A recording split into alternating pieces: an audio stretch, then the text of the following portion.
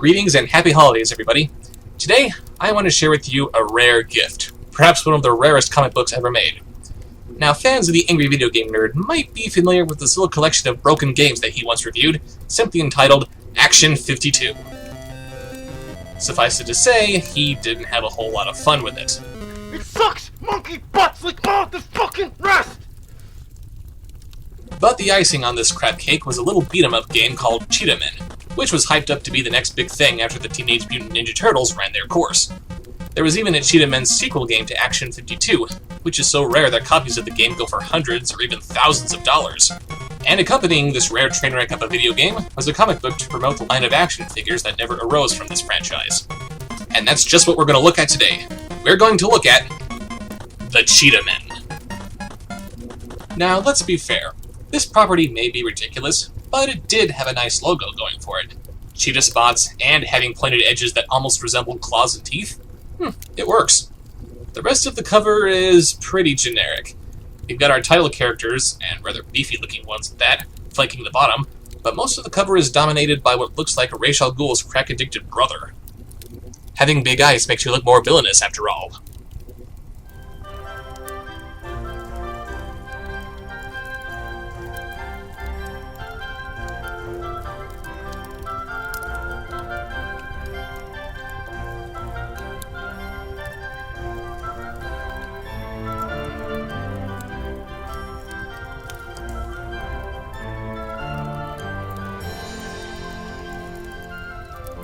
Oh, by the way, tell me if this Santa sounds familiar. Bobby wants a new swing set? Well, isn't that nice? You know what Santa wants? A wife who doesn't hike up her skirt every time a salesman comes calling. And neither of us are getting what we want.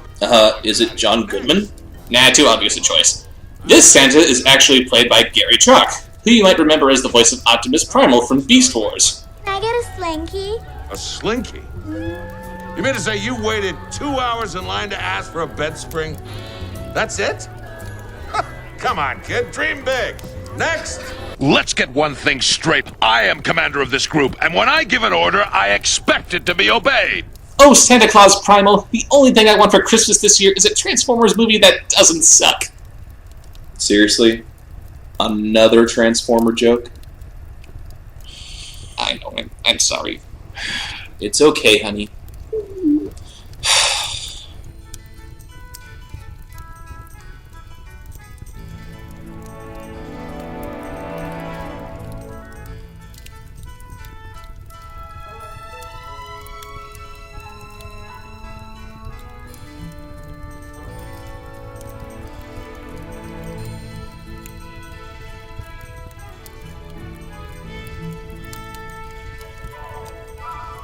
So Santa flies off, and Rudolph starts to hit things off with this young doe named Zoe. Oh, Zoe, you're so quirky! And she immediately accepts him despite his abnormality, as opposed to Clarice from the Rankin Bass movie, who only decided that his abnormality didn't matter after she actually got a chance to get to know Rudolph. But not Zoe. She instantly accepts him and wants to be his friend just because he's different. Rudolph's got a character arc with all the peaks and valleys of a piece of toast. Look, we're under mistletoe. Know what that means? You're supposed to kiss me. Ah yes, horny underage girls. Merry Christmas, everyone! But thankfully, that Arrow Kid from before comes in to break it up. Thanks, movie. I just love rooting for the bully. She likes me! She likes me! Woohoo! She likes me, but she's going off with that jerk anyway. Oh god, this is gonna happen to me my entire life, isn't it?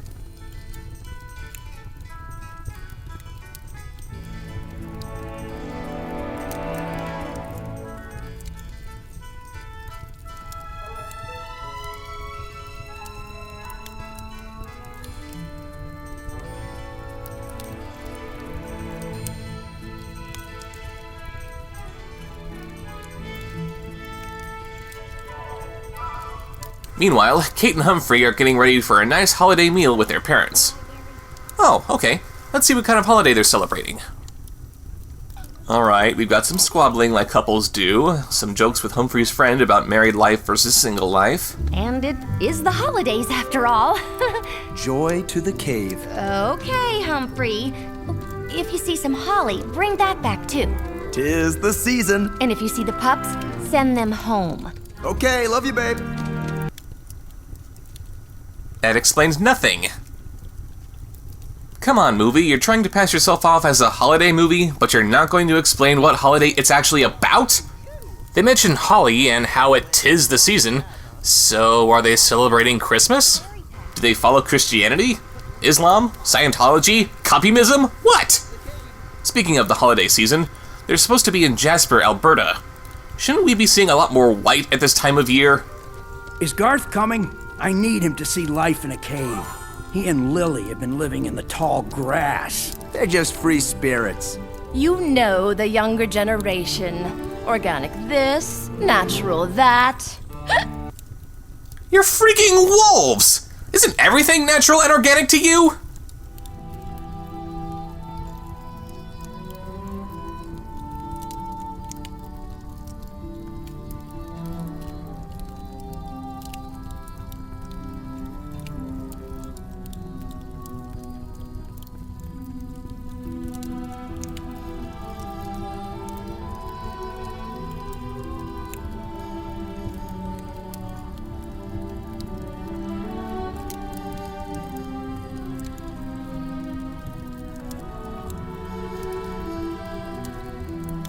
Our movie opens with something I'm sure all little children will enjoy. Dead puppies! Merry Christmas, everyone! Actually, these puppies are being read the story of how Christmas was almost ruined. Isn't it always? It was Christmas Eve, and San Francisco was preparing for a beautiful, silent night. Ah yes, Christmas in San Francisco. I'm sure this isn't going to get uncomfortable or awkward in the slightest. Our story truly opens with our old pals Charlie and Itchy getting ready for a little Christmas party. And while we have Dom DeLuise reprising his role of Itchy, we do not have Charlie Sheen coming back to play Charlie like he did in All Dogs 2. And when Charlie Sheen actually says no to something, you know we're in trouble. If I had a raisin for every time I've heard that one.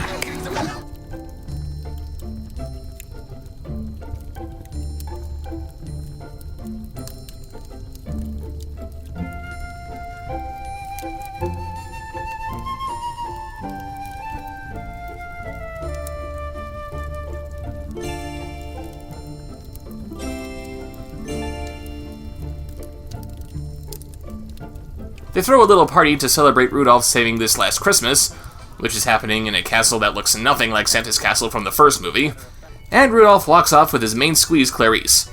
Nice fruit bowl you have there, Hermie. Very suggestive. And instead of having some heartwarming dialogue where Clarice tells Rudolph how proud she is of what he's done, or how he couldn't do it without her encouragement and how important they are to each other, they just frolic in the snow while a pop song plays in the background, making me cringe with the horrific possibilities of where this scene could possibly go. Is it me? Somebody please tell me it's not me. Why do so many of the movies I review end up having these weird, awkward love scenes with little children? They go back inside, and Rudy's approached by a little fawn who wants his autograph, which he is able to write thanks to him stepping in his own dung, I guess. And for some reason she has 2 sets of upper teeth. I don't get it. And then he uses his nose to light a disco ball to get the party jumping. And this one girl asking for an autograph and this one other instance of him using his nose for the enjoyment of his peers is enough to get him to hate his new celebrity status. I guess I'm just a novelty act around here. Oh, why can't I just go back to the days when everyone laughed at me and I was a disappointment to my father? Things were so much simpler then.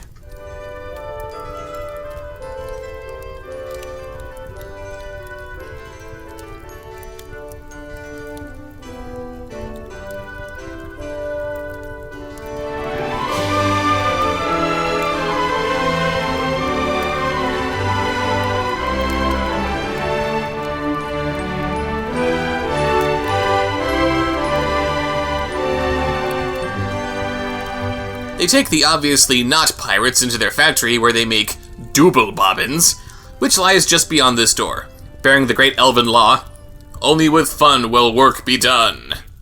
Get back to work, dog! And I want you to have fun! Do you hear me? They go inside, and to Santa's delight, the Dooble Bobbins that the elves are making are actually toys. Why not just have the elves say that they're making toys? It's not like they have any other bits of their vocabulary replaced with nonsensical baby talk, so what was the point in calling their toys Dooble Bobbins? And yes, these elves have been making and stockpiling toys for years, so much so that they apparently need 3 mountains to store them all in, and they continue to make toys despite there being nobody to deliver the toys or to receive requests from the children of the world. It's all becoming clearer. But one of their toy-making machines goes haywire, and...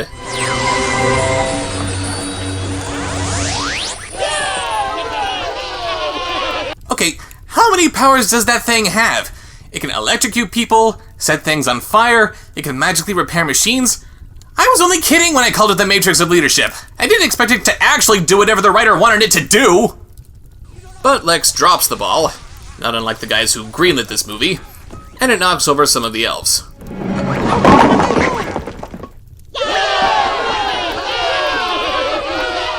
Whitebeard, what the canoodle was that? It's me favorite game, lad. Bowling. Elf bowling, that is. Whitebeard's favorite game is elf bowling! I'm just kidding. My real favorite game is throat slitting.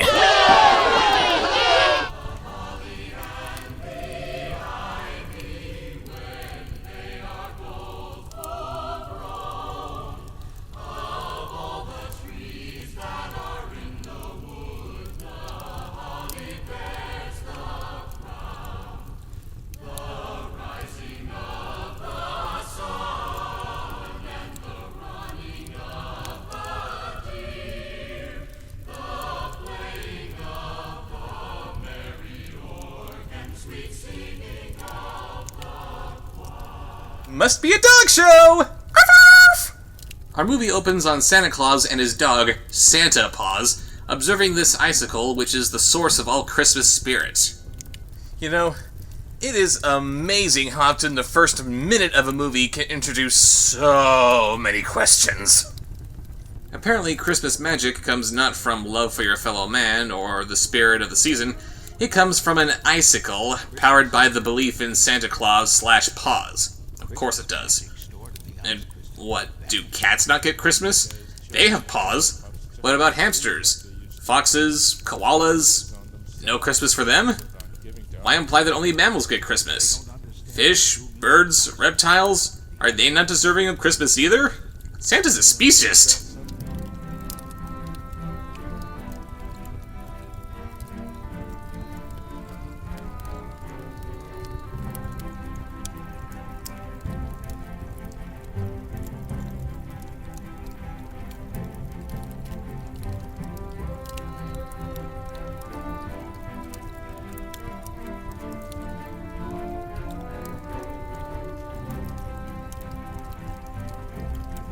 The truck carrying Columbus comes to a stop, where we see that it's driven by Santa Claus.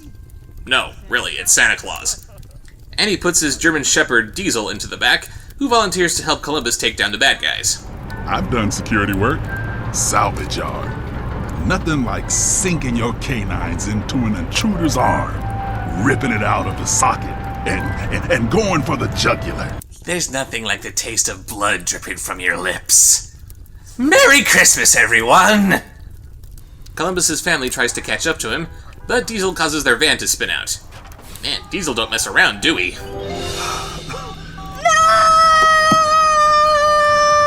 What is it? My battery's dead.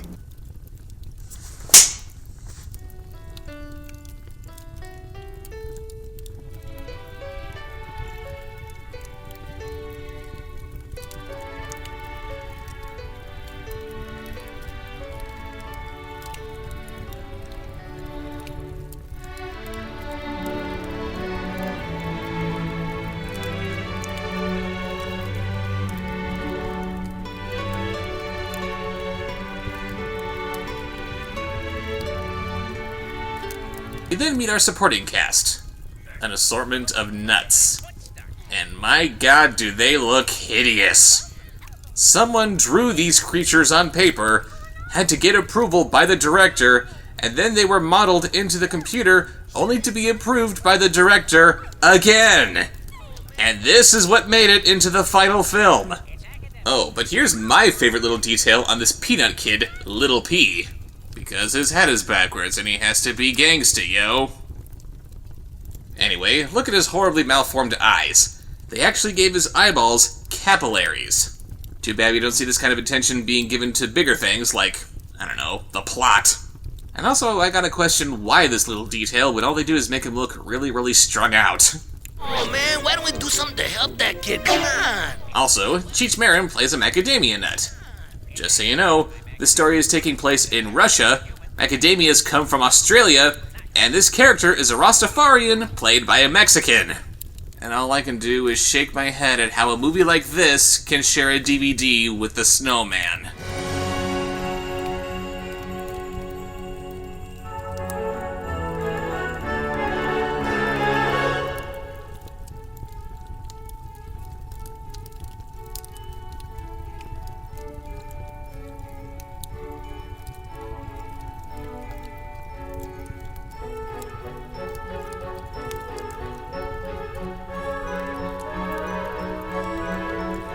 Today's movie features our favorite Yuletide freak of nature, Rudolph the Red-Nosed Reindeer, and the most notorious Iceman since Mr. Freeze, Frosty the Snowman.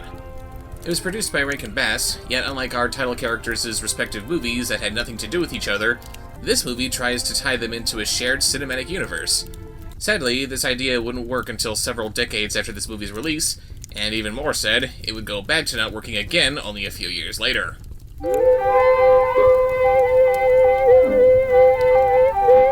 Rudolph. What's the matter with your nose? I don't know. It's going out. Don't worry, Rudolph. They have pills for that sort of thing now. In all seriousness, though, we do see Rudolph's nose burn out later on in the movie, and it is a pretty big deal. However, there is only one thing that can make his nose go out, and that one thing is not happening right here. So what the hell is going on? I have no idea. Maybe the Pocket Beans Fairy is drunk.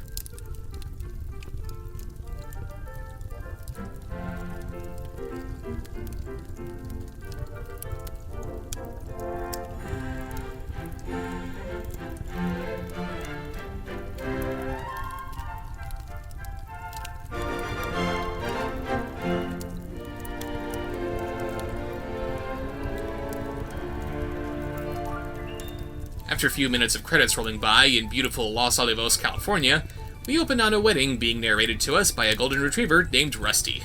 My name's Rusty, and I hope you're in the mood for a good old-fashioned Christmas tale, because I've got one. Because sunny SoCal is the ideal setting for a Christmas movie. Do you know why Christmas in July exists in the first place? It's because countries in the southern hemisphere that would otherwise be celebrating Christmas in the summer want to have the same kind of experience that we see in every piece of Christmas-related media. Since they have their winter when the other half of the world would be having their summer, they have themselves another Christmas so they can have the sleigh bells ring-a-ling, jing-ting, tingling too. You want a good old-fashioned Christmas? This is a good old-fashioned Christmas!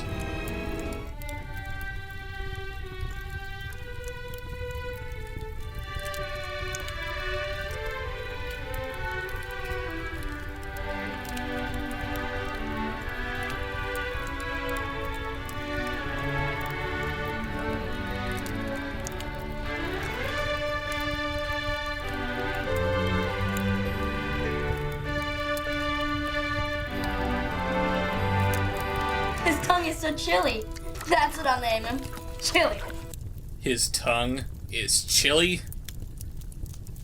Maybe you don't know that much about dogs, but, dogs are supposed to give off some kind of body heat. What you've got there is the doggy undead. Ah, jelly. That's what I'll name him. Chilly. Chilly Christmas. Okay, you want to name the dog after his abnormality? Fine, I can get behind that. Ironically naming the California-based movie Chilly Christmas after the dog? I can buy that too. But the dog is literally named Chilly Christmas? That's just stupid. About a year passes, and we see that Chilly Christmas, who grew up into a Korean sapsally, knows how to open the gate and run around the neighborhood whenever he wants. It should be noted that Bobby's dad is a cop, and his knowledge of home security is limited to keep the doors closed, and that should probably work. Come on, boys!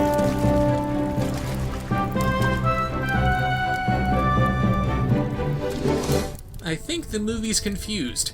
It's supposed to put the dog triumphantly making his way back home at the end of the movie, and the casual stroll for breakfast is at the beginning. I knew you could make it to breakfast. I just had to keep believing you could.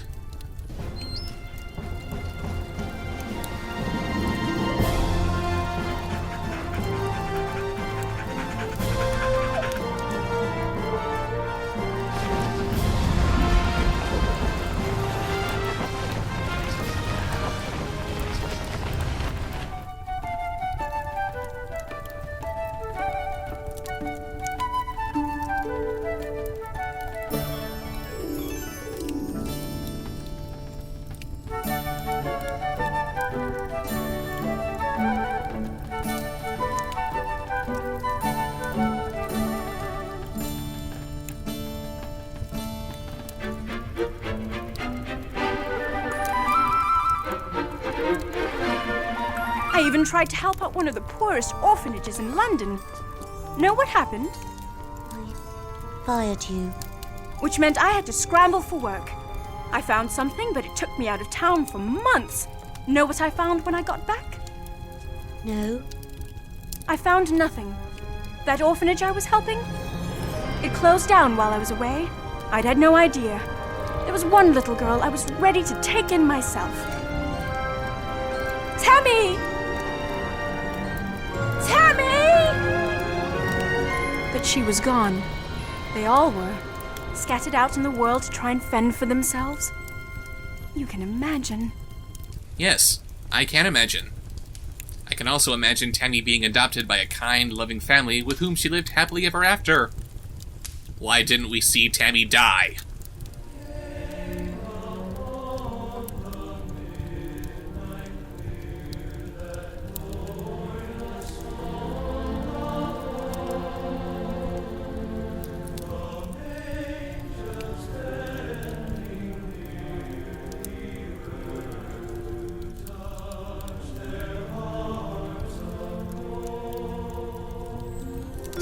How are you doing this? I don't see any strings.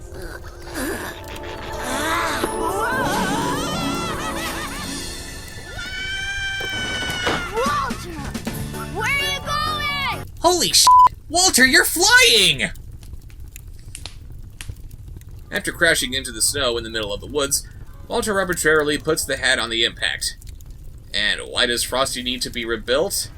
Ignoring the fact that he should have been living with Santa Claus, didn't this movie establish that he can just pop out of the hat? Happy birthday! Oh, f*** you. I know that Jackie Vernon was almost 20 years dead by the time this movie was made, but wow, they didn't even try to get someone to sound like the original Frosty. Hey, who should we get to play this iconic character? I know! Let's get the guy who played Patrick from SpongeBob. That'll sound endearing, won't it? I swear, every line of dialogue might as well be duh, duh.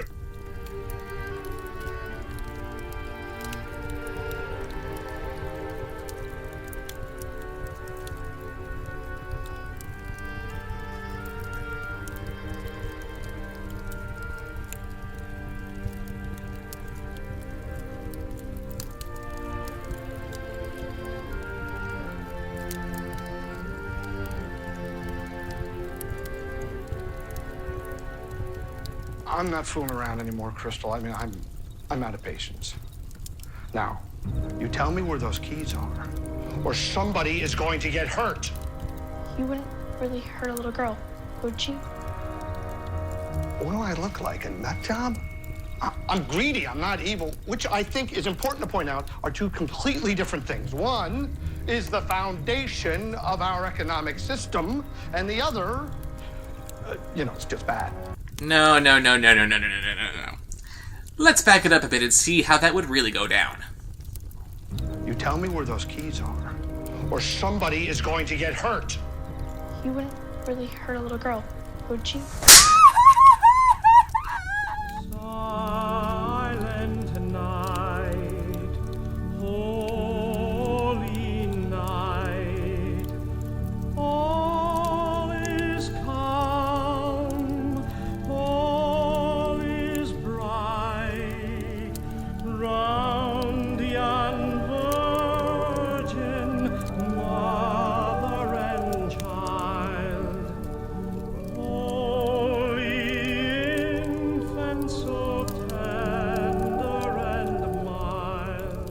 Alpha. It's Christmas Eve. Although it does seem strangely quiet without the Power Rangers. But where are they, Zordon? They have a very important mission this Christmas. They are helping Santa get all the presents ready for the children. Really? We're not even a minute into this thing, and you're already throwing that at us?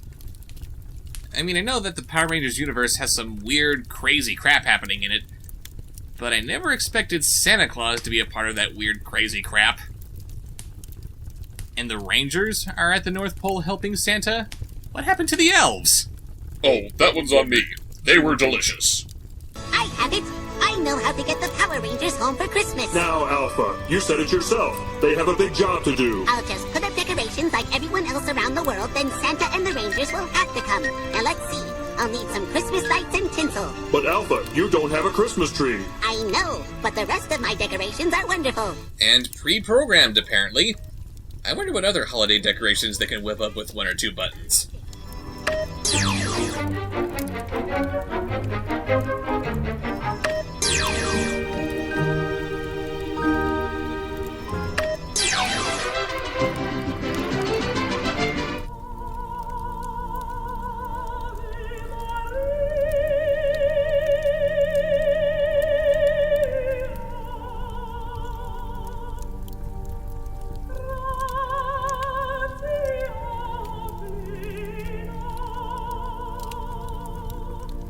Lo and his co-pilot Smokey rush to the reservation so they can warn Smokey's family about the danger.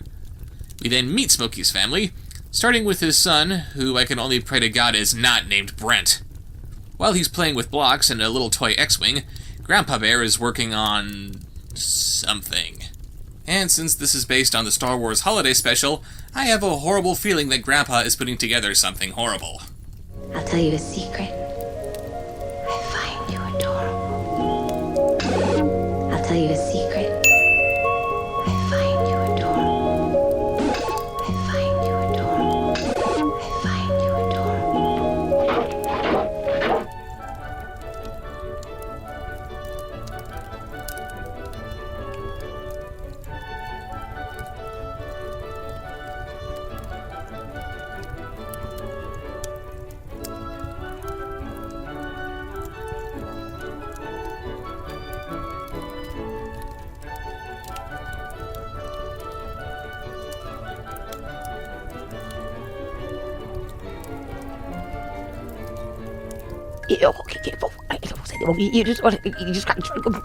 Okay, this is the second time she's babbled incoherently, so obviously this isn't a glitch.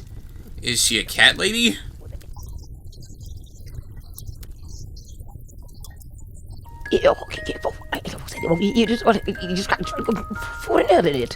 Isn't that what Santa does? I don't think so. I mean, Santa can speak every language known to man, but I've never seen him speaking in tongues.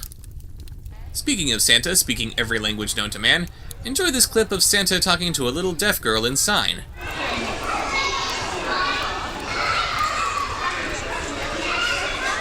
This has nothing to do with the review, it's just too precious for me to not share it, and this seemed like as good a time as any to bring it up.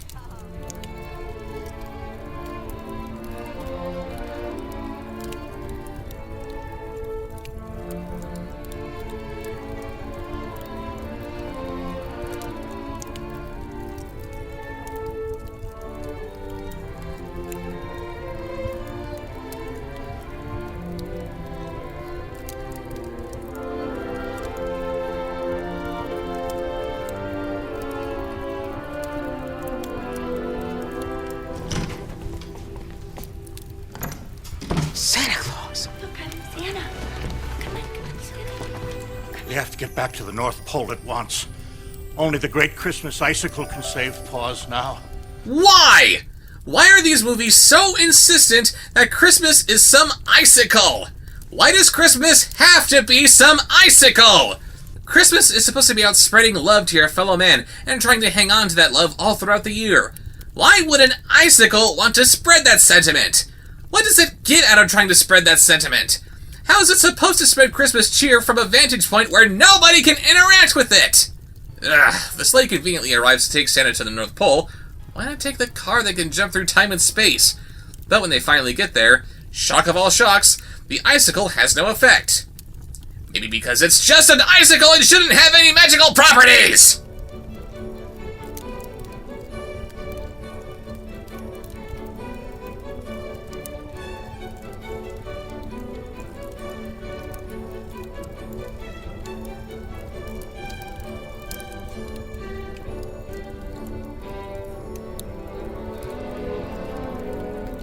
Our special opens on a snow-covered hilly countryside on Christmas Eve. I call immediate foul here. I haven't seen the rest of this series, but if we're basing this on the video game, Pac-Land is a dark, empty void filled with neon mazes infested with hell demons. Why are we in Minnesota in October?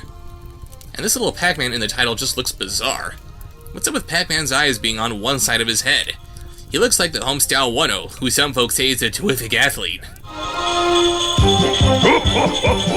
Rudolph, Dancer, put the pedal to the metal, fellas. We've got a whole planet to cover and only a few hours to do it. Not since Revenge of the Fallen have I been so terrified of Peter Cullen. Merry Christmas, children! Now give me your faces!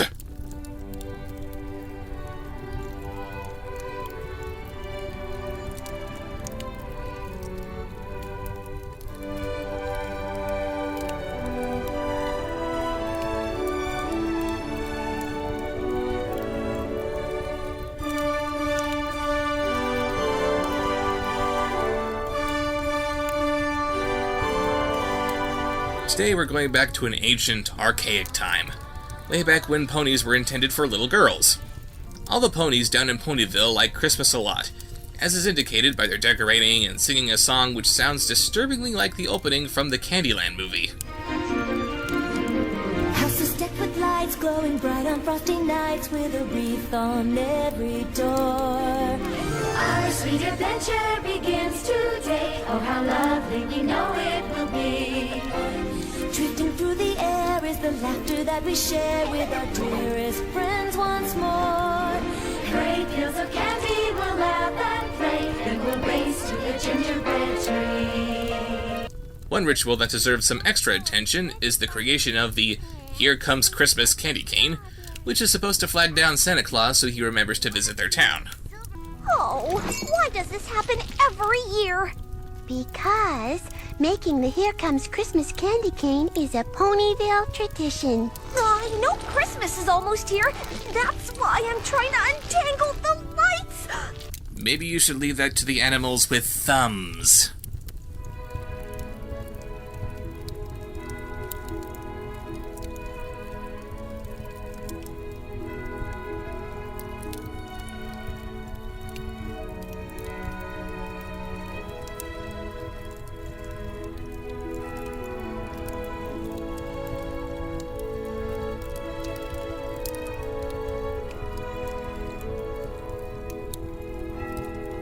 The bandits break down the gate using one of their own as a battering ram, when they could have just stepped over the wall.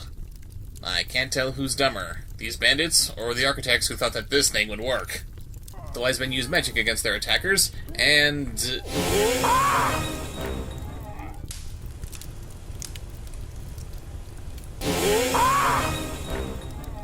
Well, that just blew my mind! We're supposed to be watching a movie about the birth of Jesus in which Santa Claus appears before he's even born? What? I don't...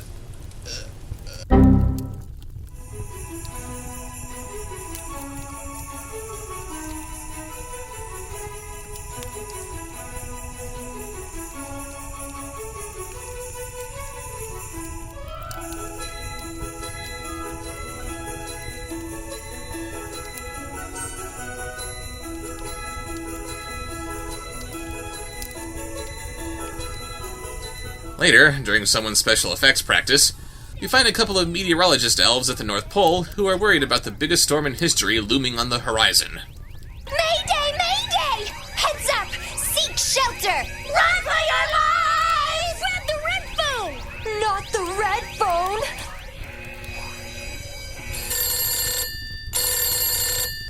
Yes, Commissioner. They call up Santa Claus and tell him that the storm is reaching Al Gore levels, but he tells them not to worry about it. Christmas has never been cancelled, and it never will be. A little bad weather never stopped us before. How big is this storm?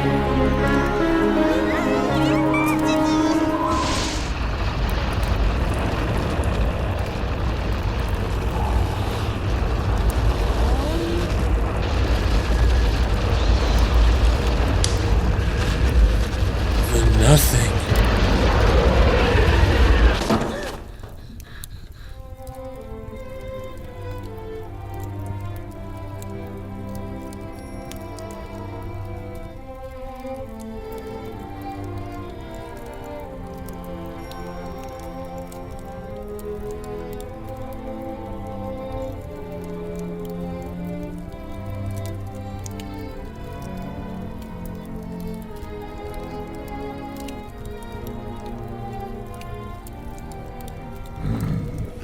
After you, Marshmallow.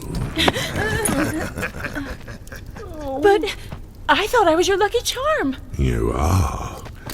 If there are any surprises in there, you get them first. Lucky for us. I'll go first, boss. Huh? I'm going to miss you, Specs. Add one more secondary character to the list of characters I find more interesting than the main protagonist. This is it! The place where dreams come true. Wow, that's amazing! They have their own night sky underneath a mountain. Nico makes his way to the airstrip just as the flying forces arrive.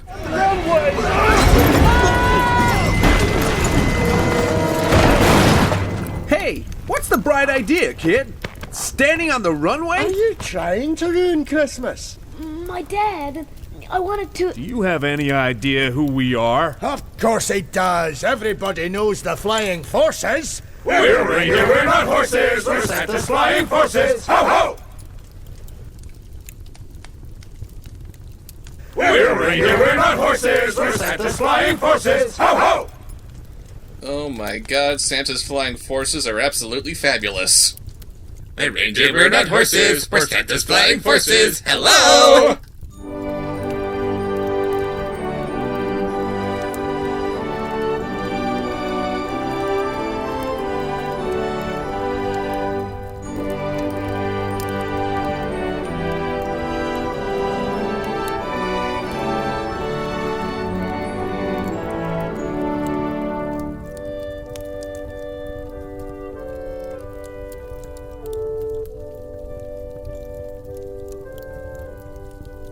Anyway, Eli the head elf explains to the pups how Christmas magic works. Only Santa Claus, Santa Paws, Mrs. Claus, Mrs. Paws, Santa's head elves, Eddie, and yours truly, have magic crystals. Again? We're falling back on the Christmas icicle.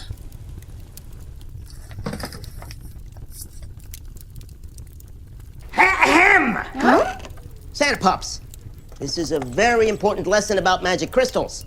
But Eli, maybe we'd pay closer attention if we actually had our own crystals. Magic crystals have great power, and with great power comes great responsibility. Oh no, the pups aren't going to understand that valuable lesson until Eli gets murdered somehow. Apparently, you can get your own magical crystal once you learn the true meaning of Christmas. Does the icicle understand the true meaning of Christmas? Because icicles generally don't understand the true meaning of Christmas. Or much of anything. Because, you know, they're icicles!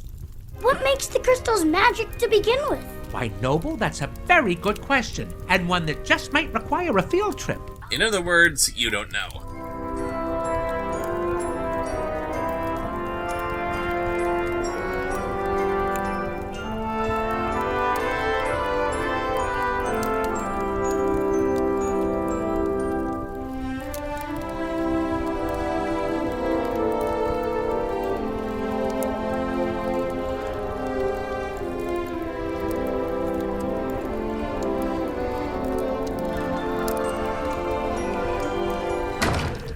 Phew.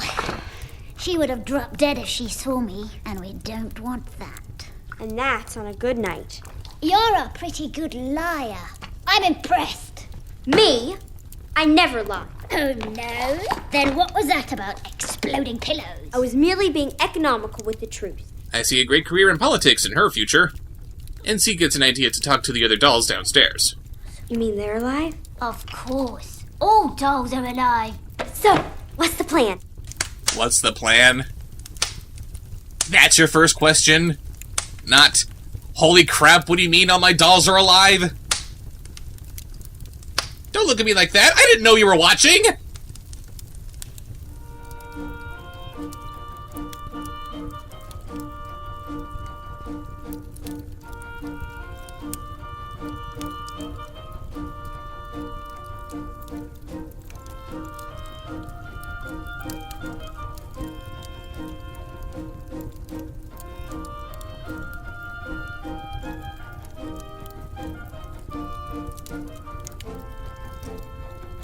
Attention, Talkateers! We're here today to take a vow.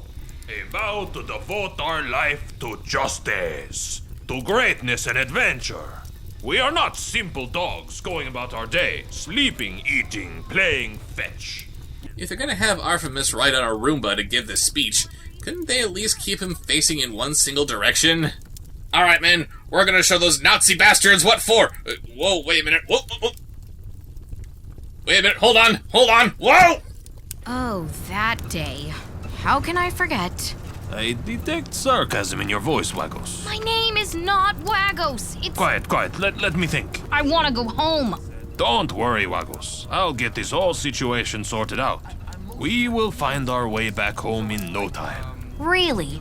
And how do you think we'll do that? We will force these thieves to turn this van around this instant and return every item that is rightfully ours. It's a good thing we're talking where we are. It saves on the animation budget when you can't see our faces. No, seriously, they hide their faces more than half the time while they're talking.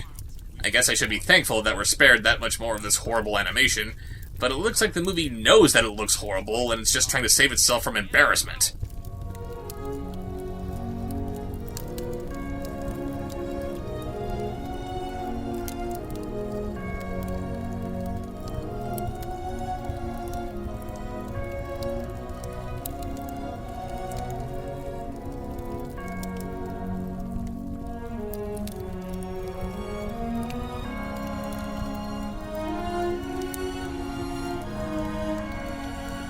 There was a week not too long ago when Christmas almost didn't come at all. Oh, you mean just like every Christmas? That's right. I'll tell you the story. We were... Hey, what are you looking at? Like snowmen can talk. That snowman wasn't giving us any reason to think it might be talking. This joke doesn't work. Gingerbread. You get a lot of that around this place. And if you're thirsty, you just reach down and melt some snow to make delicious, cool... reindeer. Gotta find a way to housebreak those fellas. And it took us an entire minute to get to our first pee joke. That's impressive. Yep. Settle in, people. That's the caliber of comedy that we're gonna get in this movie. You're all so excited, I can tell already.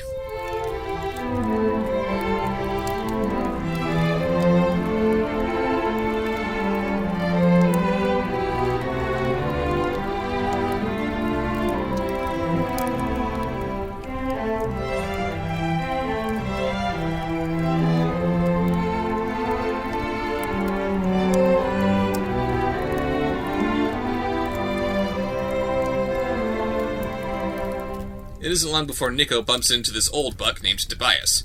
His eyesight is going, which means we get a bunch of gags revolving around his infirmity, like talking to rocks and walking off cliffs with complete nonchalance. I don't need anybody but me. Oh, you don't get to be as old as I am without knowing how to look after yourself. Okay, first of all, that's a pretty clever use of Nico's flying. Secondly, while I'm not entirely sure that this makes sense, it's still funny seeing him fly while he's tired, which looks like he's being dragged along by some unseen hand. They eventually make it to the Eagle's Lair, which is some kind of naturally occurring Tower of Doom. The Eagles realize their blunder of not getting Nico like they thought they did, but their benefactors see some merit in having their claws on Nico's little brother. Nico tries to infiltrate their lair on his own, but is quickly captured by the Eagles, And it's here where we see who's been pulling their strings.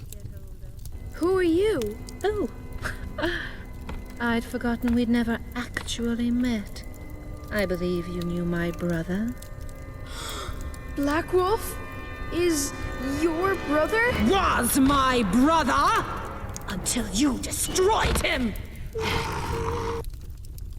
Oh my god. Black Wolf has a sister, and she's out for revenge. This is gonna be awesome!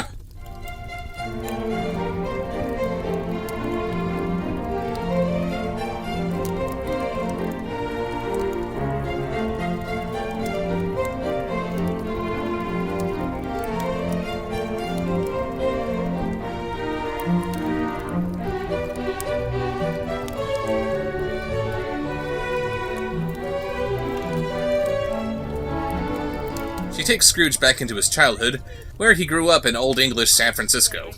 Hey baby, look! Fan's wearing pink because she's a girl! Why does Fan have green hair? Why is Scrooge dressed like a sailor? Why aren't either of them dressed for winter? Why is their snowman pre-melted? Their father shows up to tell them that he's sending Scrooge off to boarding school, then Scrooge and the ghost energize directly there. Look! Here comes my sister Fan. Fan! I can't believe you're really here! Why are you wearing a bathrobe? Well, why are you dressed like Jean Shalit? She delivers the news that she's going to get married, which means that Scrooge will be living with them in their place. Until the following Christmas, where she comes back to tell him that he won't be living with them because she needs to make room for her new baby. Yeah, never mind how it was always implied that Fan dying during childbirth is why Scrooge hates his nephew. No. It's all because he stole his room.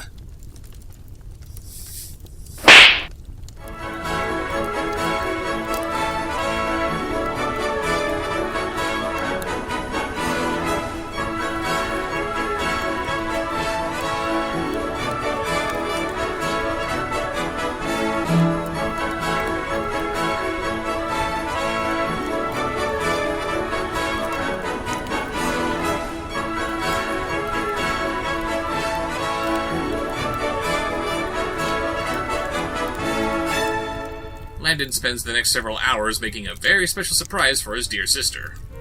Emery Elizabeth, come on, wake up! There's someone here to see you. What? Who's here to see me? A friend, a really cool friend. In fact, he's so cool, he's freezing. Ta-da! Oh yeah, because that doesn't look frickin' creepy. Jeez, how many inappropriate jokes am I gonna make that don't come true? Merry Christmas, boys and girls. Mmm.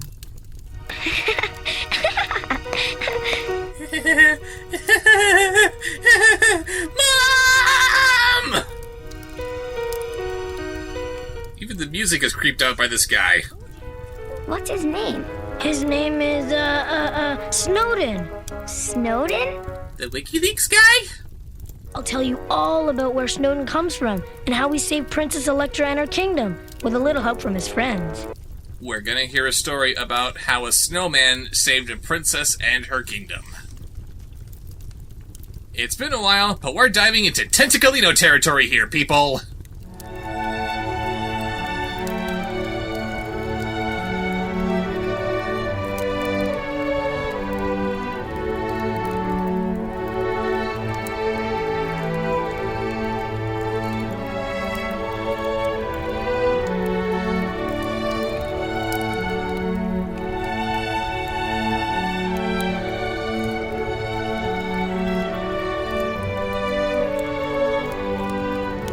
Today's movie opens on an episode of G.I. Joe.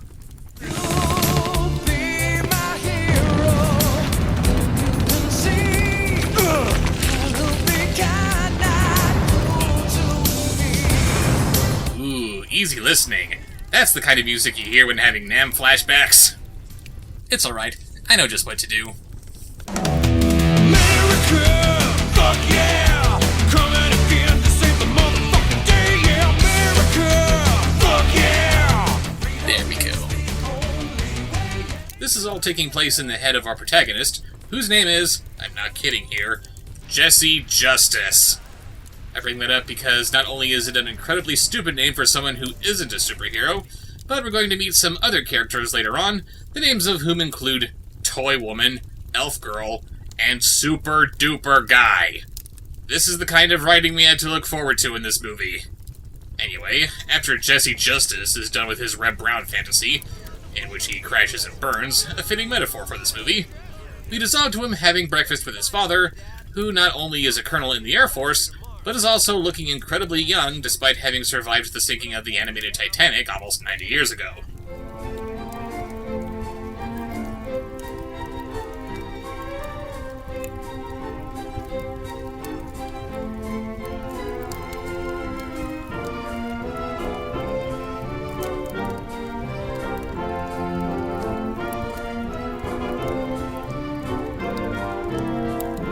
Tell me if this music sounds a little familiar.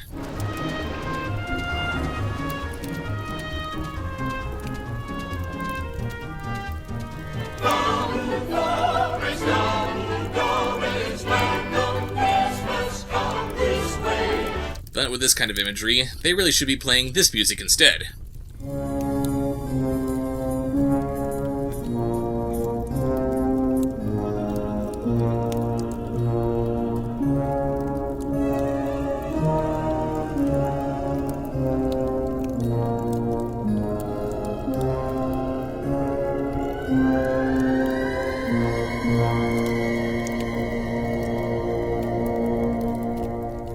They tell us that this is their first Christmas at Grandma's house, living all the way out here in the middle of nowhere. I guess Grandma must be a prepper.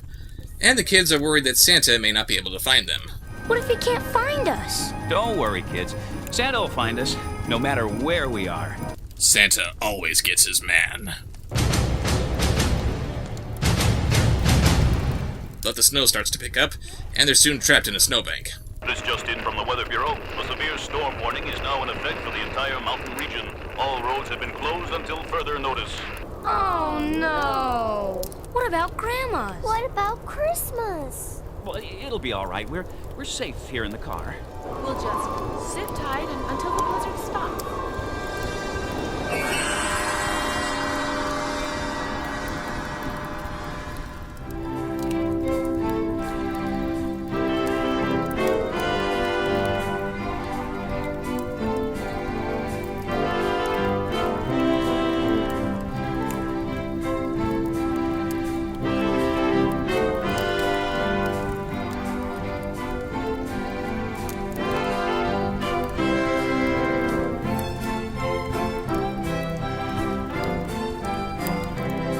There are those who want to take the most wonderful time of the year and make a subversive horror film revolving around it. Krampus, Silent Night, Deadly Night, Gremlins, Elf Bowling, you get the idea. Today's movie comes to us from Finland, which is pretty damn ironic, since Finland is the official home of Santa Claus. You'll put on a drilling operation in the Korvatunturi Mountains along the Finnish-Russian border, which is being led by some guy who looks like he's going to tell Bob Cratchit that he can't have Christmas off. He won't tell his increasingly suspicious foreman what it is that they're digging for, which seems a touch counterproductive. Why not tell them what they're looking for so they'll actually know when to stop digging? Sir, we found the missing link, a few previously unknown dinosaur species, and the body of Jimmy Hoffa. Please tell us at least one of these are what you were looking for! Make sure everyone has one of these. What are these? It's the new safety instructions. What's behind the ears? This is funny shit. Watch your mouth! It's Christmas time. So let's act like it. Or Santa will shove coal so far up your stocking you'll be coughing up diamonds!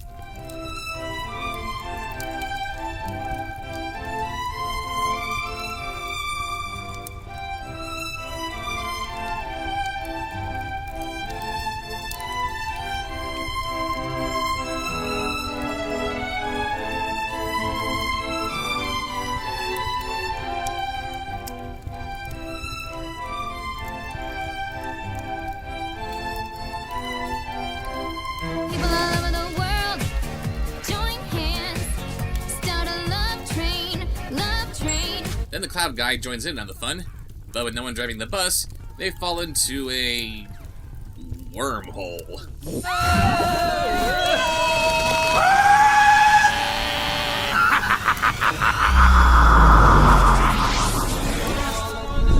You guys, I don't feel so good.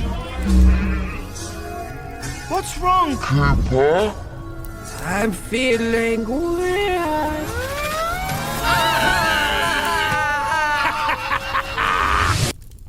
What the hell was that? That was awesome, that's what that was. Then the worm spits them out through the other end, and they never speak of it again.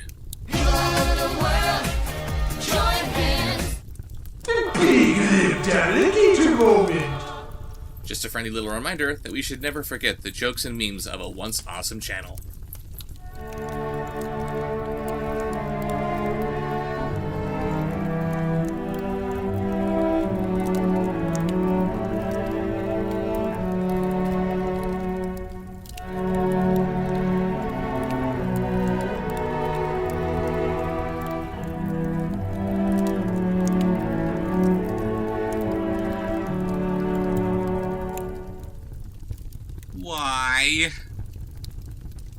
Why does it have to be Puppy Star Christmas? Well, because it's a movie about talking dogs. And I'm sure she's expecting Dog Show. Yes, ma'am. So, yeah. Puppy Star Christmas. Because these people couldn't leave well enough alone with unnecessary sequels to an unnecessary spin-off from another set of unnecessary sequels, but they had to make an unnecessary Christmas movie, too. This is all the more cringeworthy when the movie tries to deliver a message about how Christmas isn't about making money, but I'm getting ahead of myself. Let's start things off by taking a look at this DVD cover. This is just wrong. Of all the colors associated with Christmas, I would wager that yellow ranks pretty low on the festive spectrum. This looks like the movie was pissed on. Watch it. Lest we forget, this movie was requested by a 6-year-old girl. And by pissed on, I mean, of course, the British use of the term, in which the graphic designer had a little too much happy juice before designing this cover.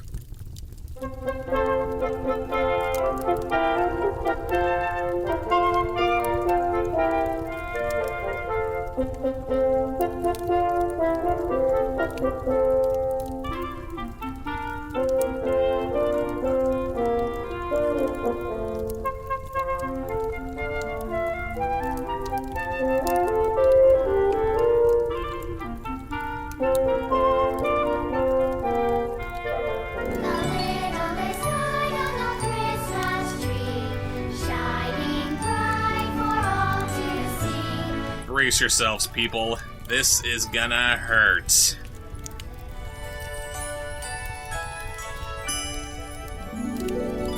Home. Home is where the heart is. And in my home, it was made of red felt. Mother would place one in each doll she made. They were called Maggie dolls, named after her. And each was truly one of a kind. They were so special and unique that they played no part in the story whatsoever. We were a happy family. Except for being frozen, you know. But as fate would have it, our fortunes soon changed. The war came, and America needed my father. Losing my father to war made it the most magical Christmas ever. The story proper begins with, "Gah! The animation is absolutely horrible!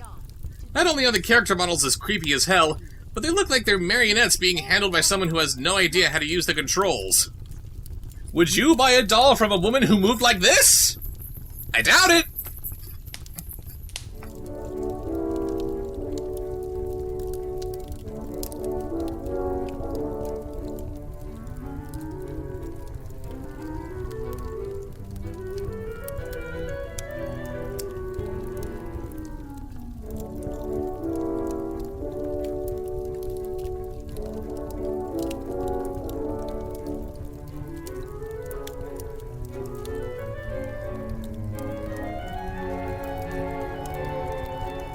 We then cut to nothing. It's been established that the dogs are responsible for checking who's been naughty and who's been nice, but they're just lying around, not even so much as licking their nuts. What is this, the dodo on a slow day? Do something! Then we meet this little chihuahua named Rusty, who bullies Toby for being too small. What do you want, Rusty? Heard you got busted sneaking into reindeer yoga class again. When are you gonna learn, man? You're too small. You're not good enough. 1. Too small for what? Wouldn't being especially small make it easier for him to sneak into the reindeer's yoga class and make it harder for him to be caught? 2. You're a chihuahua. Who are you to call anyone too small? 3. I'll be the first to applaud a movie that doesn't fill the role of dog bully with a pit bull or Doberman, or any other dog breed that has a bad rap like they do. But this dog is shivering, and he's got his tail between his legs. He's terrified to be here. He isn't the tough guy. How could anyone look at this scene and think, yeah, make him the badass? Speaking of doggy typecasting, why isn't Toby played by the little pit bull puppy? Really? If you want to make us feel bad for a puppy, make him a breed that's feared and ostracized.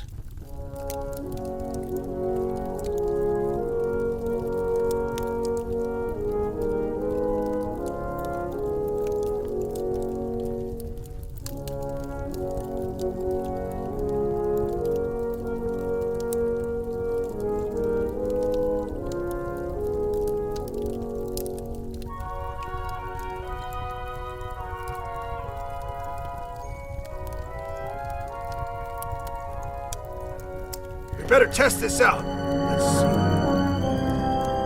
I don't think it's a good idea to climb the stairs at this height. Can you climb them at a lower height? But oh no, they both fall to their doom.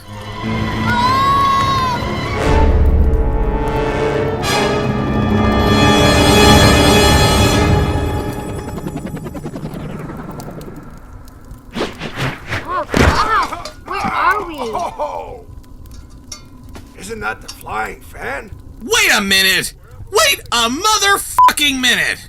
They went through all of this bullshit, racing the clock, trying to get that stupid key, making their way through hordes of sentient donuts, getting pummeled by giant gumballs, getting thrown around like rag dolls, falling to their deaths, and time runs out just so they could end up exactly where they were trying to go in the first place?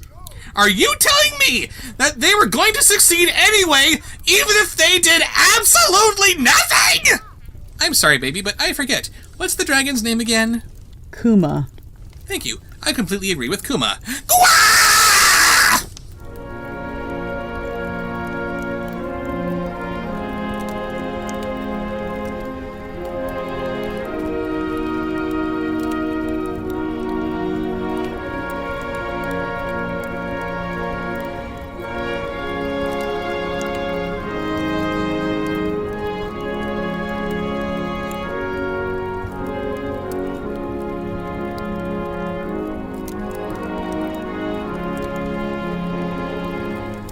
There she is, Smearensburg. Until Disneyland came along, this was the happiest place on Earth. Or maybe this is just Halloween Town during the off-season. Look, there's Lock, Shock, and Barrel. And Wednesday Addams, apparently. Jesper is tricked into ringing this bell in the town square, which in these parts means that it's time for these feuding families to start fighting. Couldn't have happened to a nicer guy. If this movie ends without a carrot stuck in him somewhere, I am going to be very disappointed. What have you got there, children? Pumpkin, show Daddy what you found.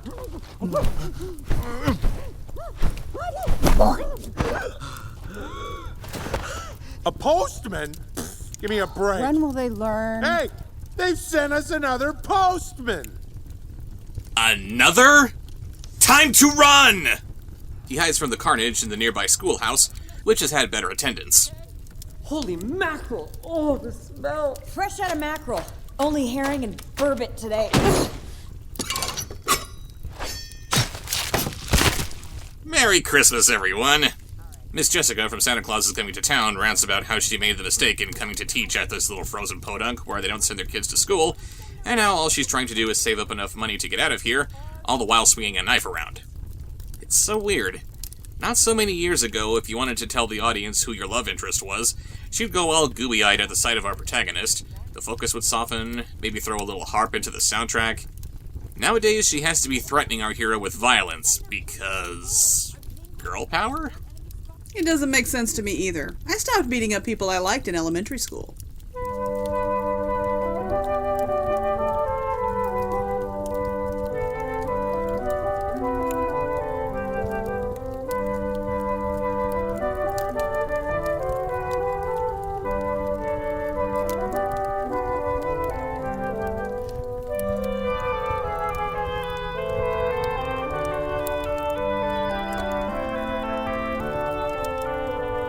After Elliot fails at climbing the snowbank, like Santa's reindeer always do, we then meet Walter, the owner of the petting zoo, who Elliot refers to as Coach. Ah, Coach, you worry too much. Hey, guess what? I finally broke 15 seconds. Okay, so Walter is talking to Elliot. Elliot is talking back, except he doesn't know that he can't speak English? This must make for some really awkward conversations. Come on, Elliot, let's get back to work. You can take this job and stuff it in your stocking. I'm gonna fly on Santa's sleigh team someday. You'll see. I love you too. If you just give me a chance, I know I'd have a shot at making Santa's team. I just know it. Elliot, I can't understand you. I'm not one of Santa's elves. What? You can't understand him, but you somehow know exactly what it is that he's trying to accomplish?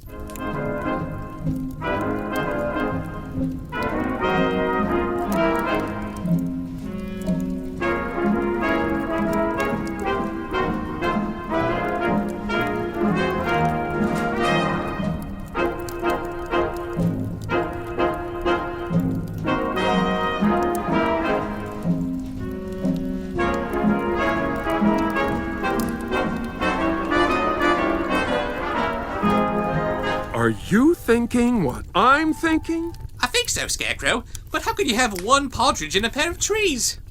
By the way, Scarecrow here is voiced by Bill Foggerbocke. He doesn't sound as much like Ray Bolger's Scarecrow as Jess Harnell sounds like Bert Lahr's Cowardly Lion, but you know who he does sound like? Jackie Vernon's Frosty the Snowman. We'll throw the very first Christmas in Oz! So for all of my bitching about this show, at least he does a better Frosty here than in The Legend of Frosty the Snowman.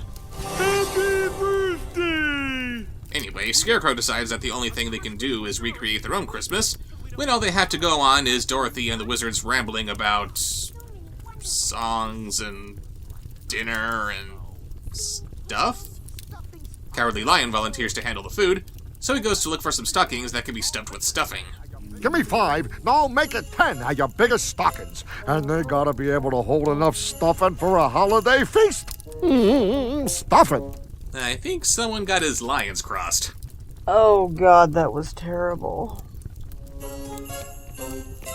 Nope, bigger. Even bigger, even bigger. Listen, Tay-Tay, what part of bigger aren't you getting here? Sheesh! Wow, okay. Why does this guy have stockings this unbelievably huge? Does the Emerald City have a bunch of giants walking around?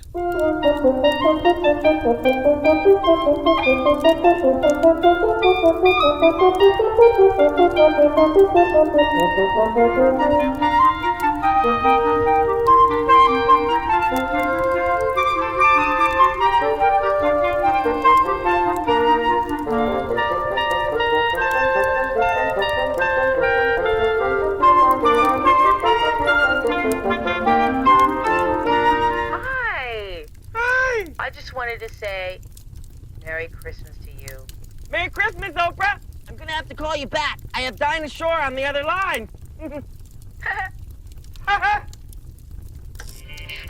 5th day of Christmas, my true love sent to me. Oprah Winfrey? This is 2 years after she went from having a local talk show to a nationally syndicated talk show that unseated Phil Donahue as the top daytime talk show. A black woman, for the first time, unseated a white man in the daytime talk show arena. This is 2 years after she's done this. Oprah Winfrey was in the color purple. She received awards. She is a legitimate actress, talk show hostess, businesswoman. What is she doing on Pee-wee's Playhouse? What the hell? She has a can stuck to her ear. She is talking to Pee-wee frickin' Herman on a can, and she doesn't even get her own cameo. She does not even get her own cameo. She's got to have Dinah Shore singing in the little screen up in the corner. What? Why? Why would Oprah Winfrey be in... She didn't need the money. She damn sure didn't need the exposure. This is so far beneath her dignity, it's not even in the same zip code. This is a travesty of extreme proportions. What does he have on Oprah? What? I love you. Do you?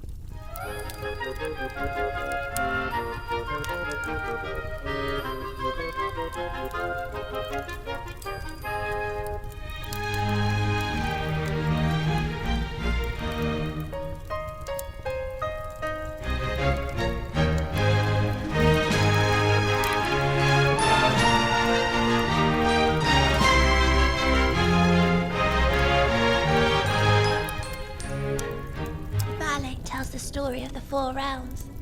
How your mother discovered our world. Discovered and subsequently enslaved, apparently. Or is that just what you people do? Some random visitor shows up and you throw the title of Supreme Monarch at them.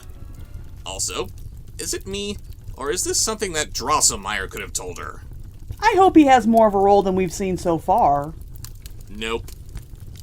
That was it. They went through the trouble of hiring one of the most prolific actors in Hollywood, and they used him for all of 2 minutes. I remember first learning about Batman getting a new movie in Batman Begins, and being absolutely horrified by the casting of Morgan Freeman for Lucius Fox. This was before I knew who Christian Bale or Christopher Nolan were, so all I can think was, oh no, they're getting this huge actor to play a character who has an incredibly tiny role in the Batman mythology? They're using marquee value to distract us from how bad the script is. This movie's gonna suck! Of course, they ended up giving Fox a much larger part to play, actually justifying Freeman's casting. But in this movie, he's exactly what I was afraid Lucius Fox was going to be. Nothing! Absolutely nothing!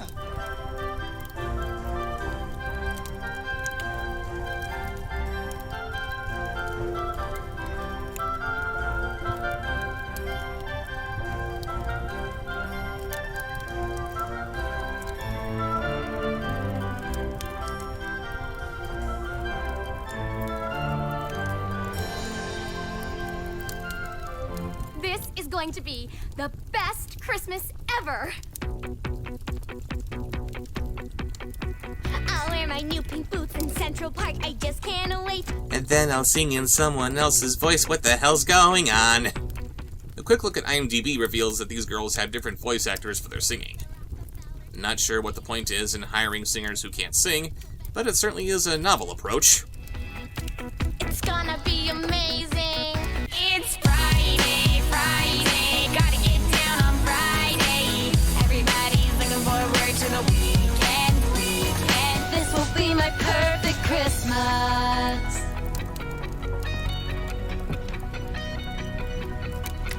But the coolest of all is the band's gonna sing a song that I wrote. Every word, every note. Then they'll call me on stage, and I'll take a bow, and the crowd goes crazy. I can see it now. That's not how songwriting works. What? Don't all singers have their songwriters join them on stage?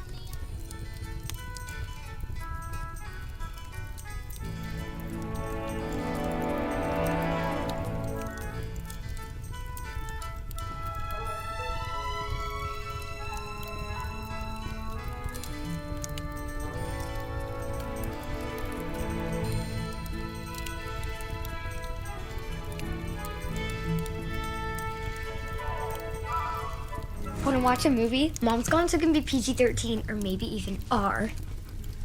I'm gonna go to my room. But it's Christmas Eve. Aw, poor thing had her heart set on watching Santa's sleigh. She watches some old home movies again, when she spots something she never saw before. Apparently, they caught some rare footage of someone using the disembodied arm of Santa Claus to drop off a single Christmas present.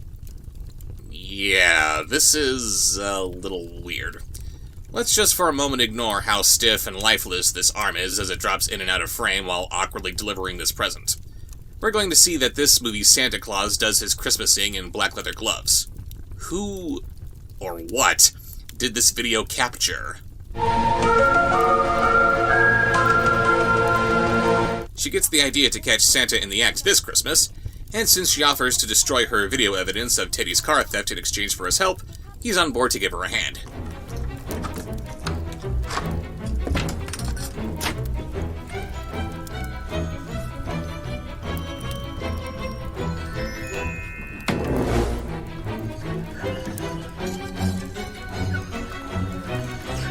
Can you tell that the director of Home Alone produced this movie?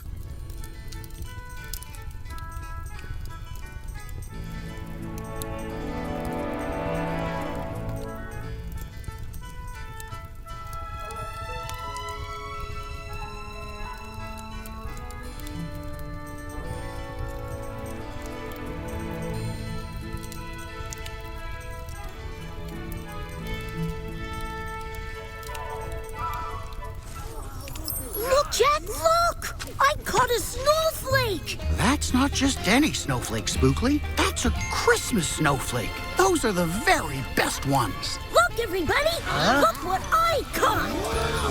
Oh, Spookly, it's Christmas snow. And you're Tigger. Then they sing a song because catching a snowflake certainly calls for it. And of course, Spookly's leading the song since he would be the authority on Christmas spirit and all that, after he experiences exactly 0 Christmases before now. It's snow, it's Christmas snow. Go tell everyone you know. Old and young, tell everyone. We pulled these ornaments from our asses.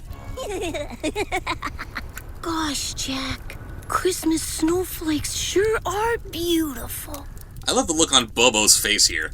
She's fed up with Spookly's paint-by-numbers adorableness just as much as I am. Christmas snowflakes sure are beautiful. Oh, they surely are, Spookly. But not nearly as beautiful as me, right, Jack?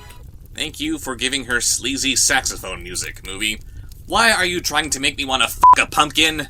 Shame on you. That's not vegetarianism.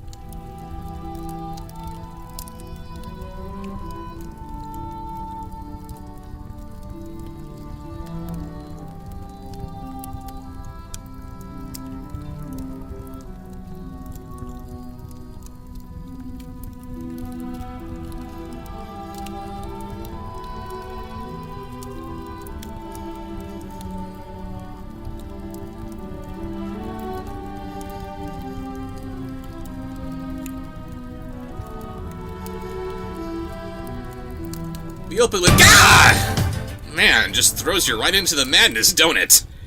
Anyway, this movie comes to us from... okay entertainment. And this, boys and girls, is why spelling and grammar are so important. If the movie was A-okay, that'd be fine. That'd be great. But this is... okay. It's also worth noting that I'm using my amazing editing powers to hold on these title cards long enough to say what I need to. Here's how fast they're really going.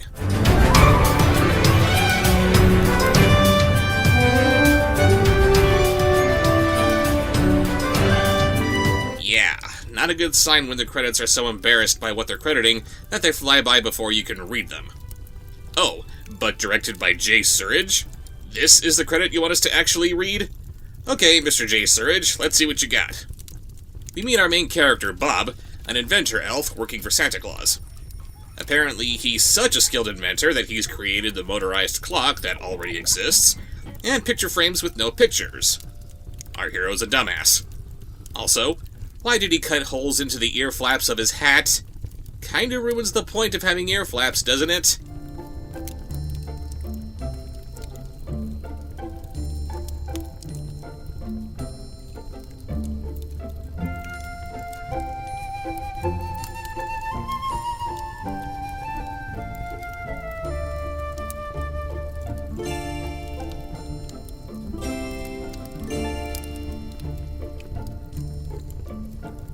Is Katie, who is apparently perfect, celebrating Christmas in Cancun with her family.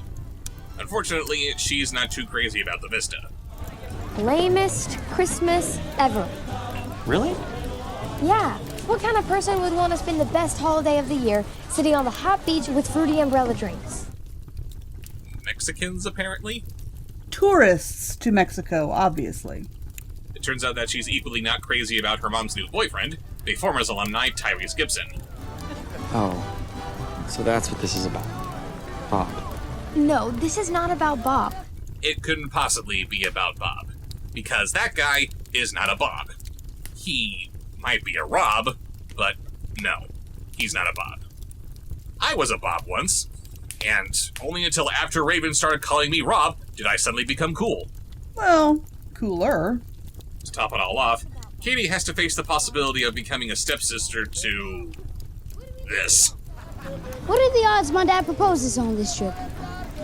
Or maybe she does. I mean, your mom is a pretty progressive woman. Teddy! I heard they have snorkeling. You want to go? Yeah, one sec. You two want to come? Nope.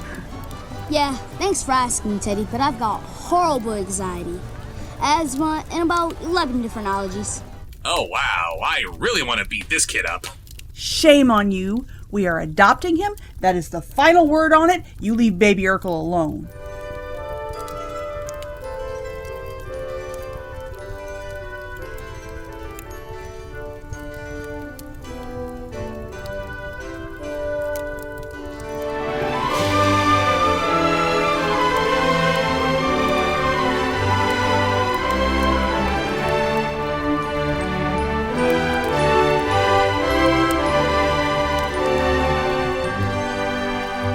We open on a little flower shop called Earth Mamas, where they always take a chance on a crazy mama jamma like me.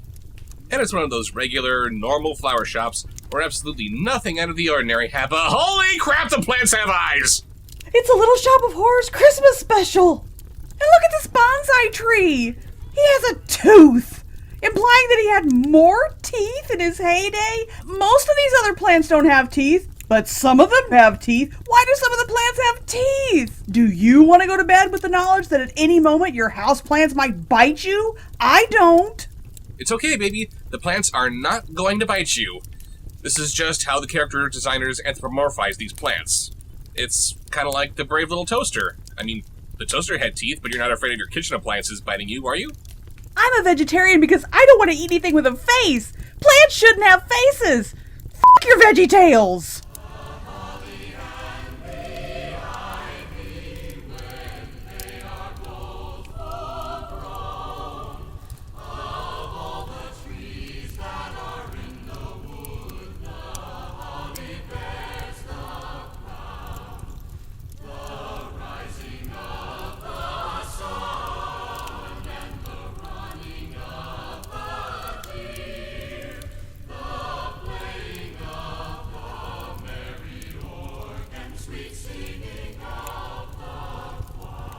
Meanwhile, at the local mall, yeah, this town of about 50 people has a mall, their Santa has gone missing, and Blake evades the cops by hiding in the mall and dressing like Santa. And in case you're wondering, the mystery of the missing mall Santa is never mentioned again. We just gotta get Hulk Hogan in the Santa suit. Don't question how we do it! Oh, excuse me, Santa. You haven't seen some crazy guy in army fatigues come through here, have you? Well, no, officer, nothing like that. Well, keep your eyes peeled. And, Merry Christmas. Ho, ho, ho! Okay, I gotta ask. Does Officer Clint Howard here think he's talking to the mall employee who's just supposed to be dressed up as Santa Claus? Or does he think he's talking to the Santa himself? You know he thinks it's the real Santa. Why is that even a question? I'm just trying to be optimistic here. Blake's cover is blown. After running into this kid who somehow spotted him from the back hall here, he escapes into the garbage chute, but then... Oh! No!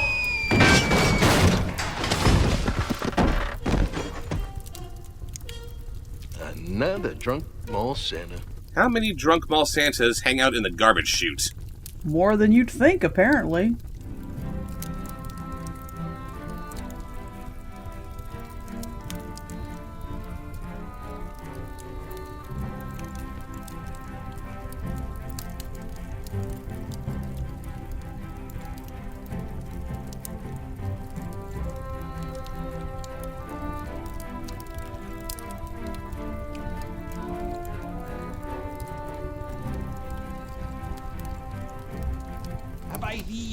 pleasure of addressing Mr. Scrooge or Mr. Marley.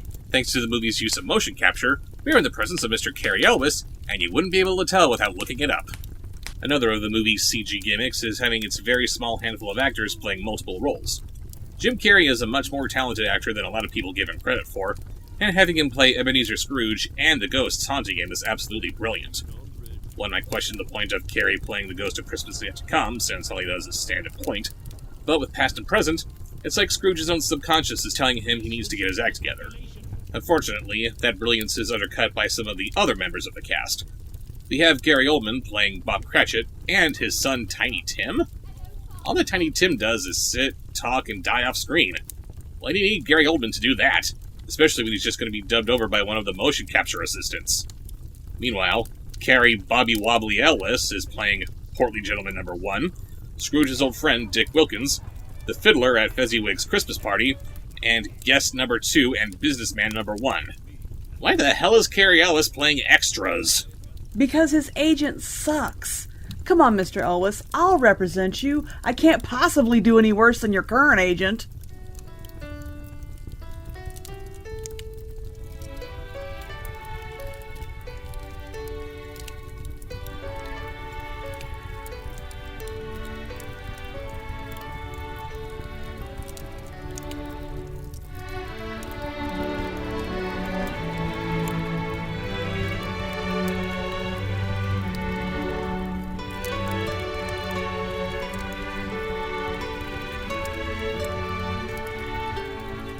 Santa.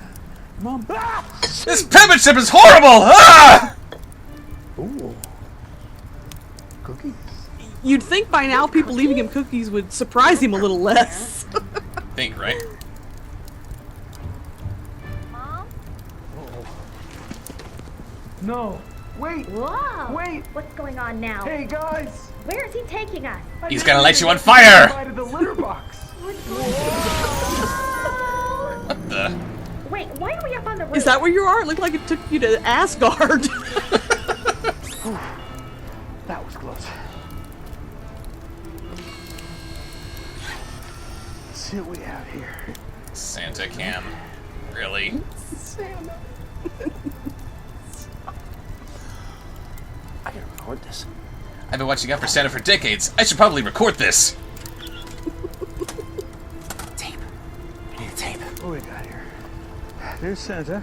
Mom won't let me keep the kitten. Please. Does Santa usually take things from people's houses whether they're or not they left it out for him? Apparently. Kittens. Santa's a klepto. No kittens. Sharknado? Definitely not. Yeah, the closest thing to a good movie the Asylum ever made? Definitely not.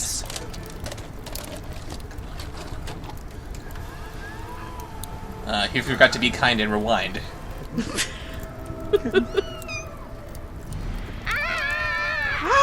Yes, Santa's falling to his horrible death. Merry Christmas, kids! It's terrible.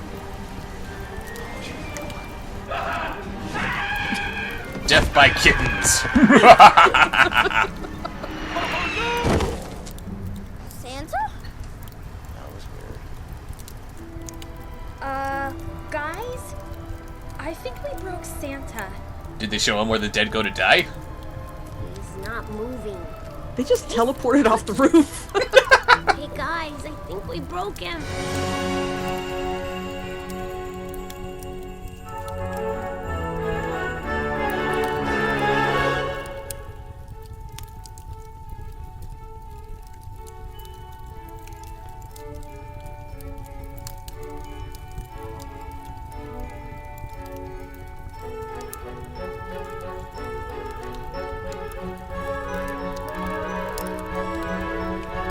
Packers! Woo! Packers won the Super Bowl! We'll stop right here for some reason. Santa, what are you doing here? This is the first time in hundreds of years that I got stuck. My plane came right down here in the sand. Plus, we hit hard. Are you hurt, Santa? Oh, no, I just missed my feelings. But my reindeer, they took off for the North Pole. They tried so hard to get me out of the sand, but they just couldn't do it, and then it simply got too hot for them, so off they went to the North Pole without. It's really every man for himself in this business. Well, this is the time of the year when we make our free Christmas trip around the world. We find out who's been good, who's been bad. We'll help you, Santa. How will you ever deliver the gifts? And what will happen to Christmas without you? Well, They just immediately dismissed that other kid saying that they'll help him out. And Santa isn't going to let you down now. But you must remember that you must keep faith. You must believe. Unlike the magical reindeer who have no faith in me whatsoever. That might be a good idea, except what would I do with my sleigh? What are you doing with your sleigh now? Hey, look. Is that the Santa Claus? Hey, it is Santa Claus, Tom. But what is Posey doing here? Random characters popping up in random stories? Who does that? Hey, do you think if we stick around a while we'll find out what happens? Yeah. Line? Anyone?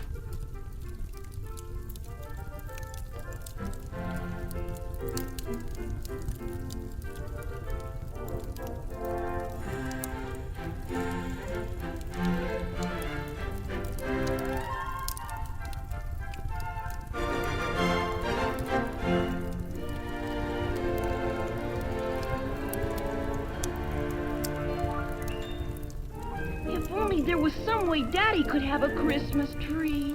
Why, Christmas just isn't Christmas without a tree and all the ornaments. Especially not the red stars. There was a way Kolya could be sure his daddy would have a tree for Christmas. If only there was a way, if only. That would be so cool.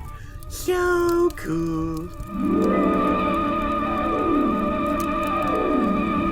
Santa Claus is Wonder Woman. Well, Christmas is over. Out to the curb with you, tree. That taxi just hit the kid like he's a speed bump. Hop in. Just toss your tree back there. I love the backseat covered in pine needles. Antarctica, please. Where? Why, that's at the South Pole, isn't it? And you're Meatball Charlie from Go Hugo Go, aren't you? This tree. I wish I could help you. I don't have enough gas. Say, look, there's someone who can help. Looked up into the clear night sky and saw Santa Claus zooming about in his star-studded jet plane. What, no Santa's flying forces? Hello! Comet. Then it swooped to the ground and slid to a stop. Santa Claus, hello, hello! Merry Christmas, Kolya. Now, what would you like this year? A mechanical toy, or how about a big television set? Santa's the only one who could get things over the wall. Daddy.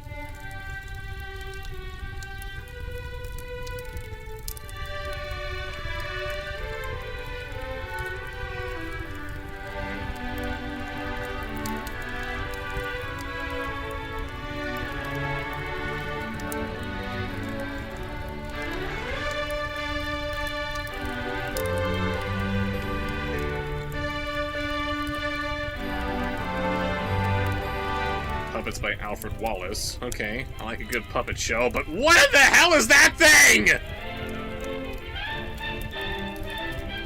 Oh, thank you. Let's see if we can find something a little less horrifying.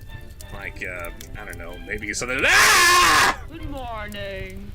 Good morning, huh? What the hell's going on? Good morning to you, Eddie. That's how I say hello, too. Hurry up, Eddie, hurry up. We've got to get cleaned up for Christmas. Hurry up. Oh God, so drunk, meow meow. Hi, what a beautiful Christmas tree. Is it? Sweep, sweep, sweep, sweep. Oh, out of my way, bird. Gotta get cleaned up for Christmas. I can't wait for my Christmas stocking. Why do we have stockings when we don't wear clothes? Hang your stocking up. You're always the last one. Don't rush me. Don't push me. My mama always said life is like a Christmas stocking. What's the use? We animals don't have a Santa Claus. Wait, why are we doing this again? Why don't we have a Santa Claus? I don't know. Santa Claus is only for children. There is no Santa for animals. That's because you have no souls. Let's do something about it. We must make a plan. We must send someone to see Santa Claus. I'd say this situation calls for an exorcist, not Santa. Kitty cat, she's smart. Besides, she's beautiful too. Sure, in the same way that a malformed potato is beautiful. Annie and Kitty, that's a good choice. Well, we Miss Hurry is Get my muffler, hurry, hurry. 2 hours of awkwardly putting on their scarves, cut for time. Goodbye, Annie. Goodbye, Phyllis. Goodbye, kitty cat. Goodbye, kitty cat. Don't get lost. And don't catch cold. We'll be thinking of you and waiting for you at home. Have fun dying of hypothermia, suckers!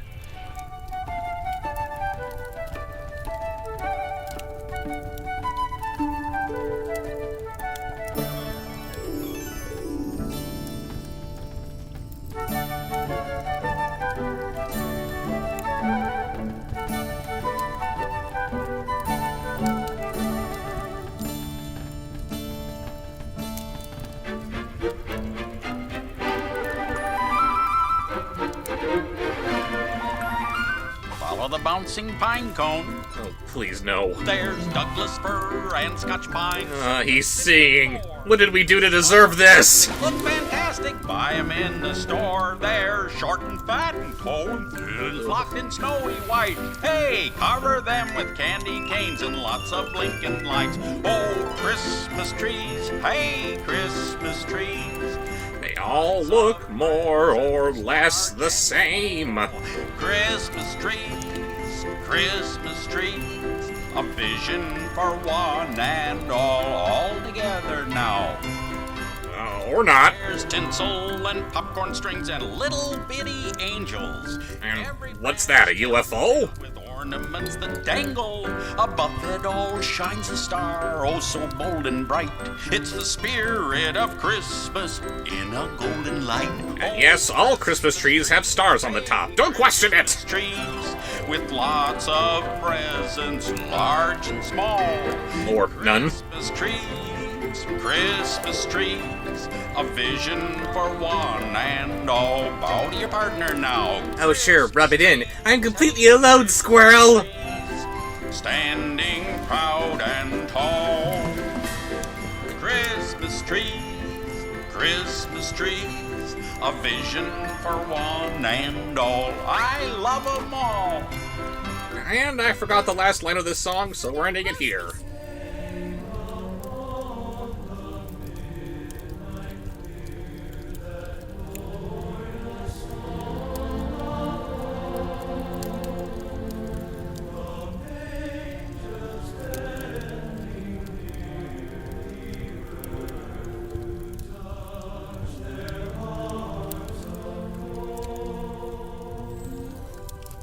What are these? Rat droppings. Merry Christmas! Are pine seeds.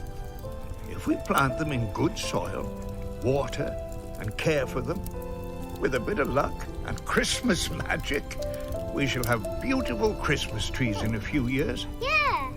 Can I choose my very own seed to plant and care for it, all by my very own self, Grandpa?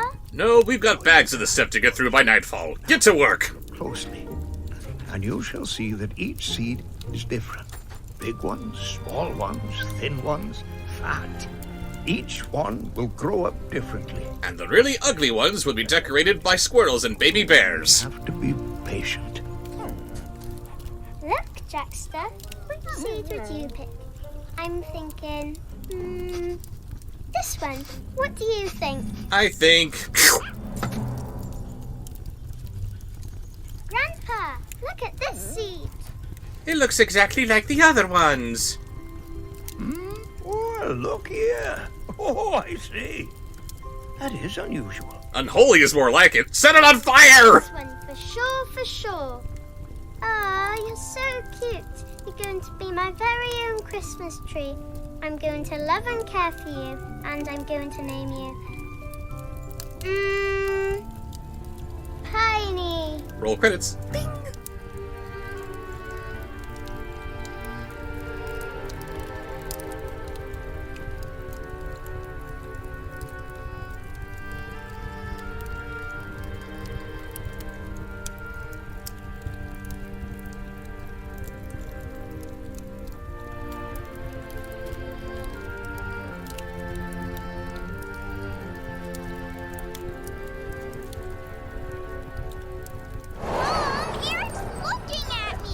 Okay, enough with the sugar, Patty. How many lollipops is that today?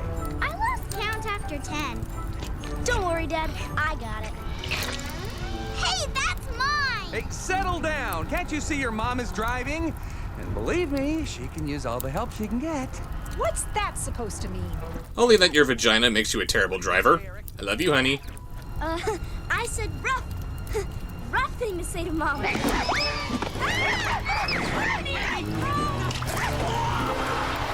And then they crashed and died. Merry Christmas, everyone!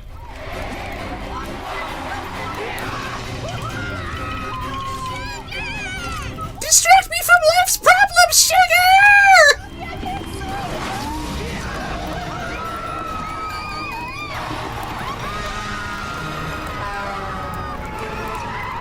The presents! Oh, no! We told you not to bring Arnie, and you deliberately didn't listen. Okay, technically, we listened. We just didn't do what you said. Oh, these little smartasses have to die. Are in serious trouble. What'd I miss? You'll be the first to die. Silent night, holy night, all is calm, all is bright, round the young virgin, mother and child, holy infant, so tender and mild. Whoa, look at this tree. It looks exactly like every other tree we've seen so far. Wow! What was that? I don't know. Hello! Ah! Oh God, it's a cheap knockoff of Darla from Finding Nemo. Ah! Santa, You're not little. but you are cute. She's starting to freak me Are out. you thirsty? Could I get a Ugh. cheeseburger? I'll get you some water. Now, bear in mind, folks, somebody wrote that exchange. Okay, we've got to get out of here. Yeah, let's just the present. Let's get out. You guys, she could be the one that'll take care of us. She's absolutely terrifying. Let's stay with her. Missing eyeball or tail. Did you see those pigtails? I'm back. Ah! Some water. And my cheeseburger. It's Can I Has I Cheeseburger? have a Get your bad memes right, feeling movie. about this. Patches! No! Come here. Patches! Oh, that's much better. He's doomed. You can live with me now. We'll be best friends. It's Butchette, the bully. A Ah! lot of presents to be delivered.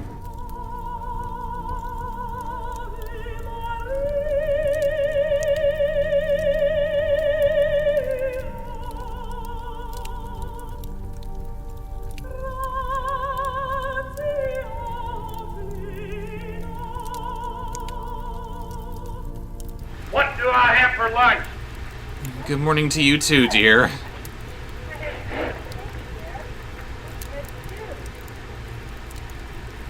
So, I guess these are the slightly smaller giants? Is that what I smell?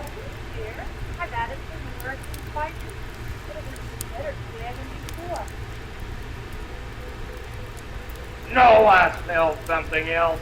I think I need changing again! Five-o, from I tell the blood of an Englishman. Five-o, why I know he's right nearby. Five-o, I'm Luciano Pavarotti!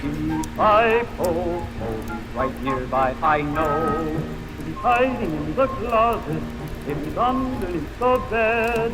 I'll soon have him wishing he were back home instead. Five-o, one might tell the blood of an Englishman. Five-o, why I know he's right nearby. 'Cause I tell him that's why.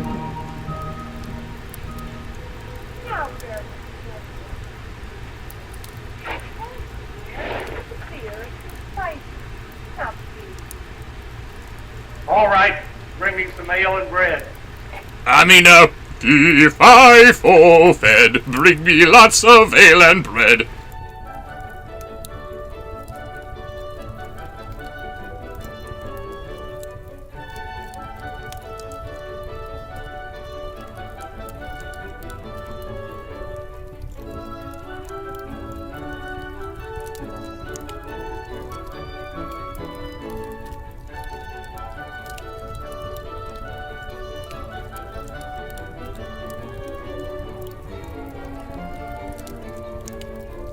you take my plane.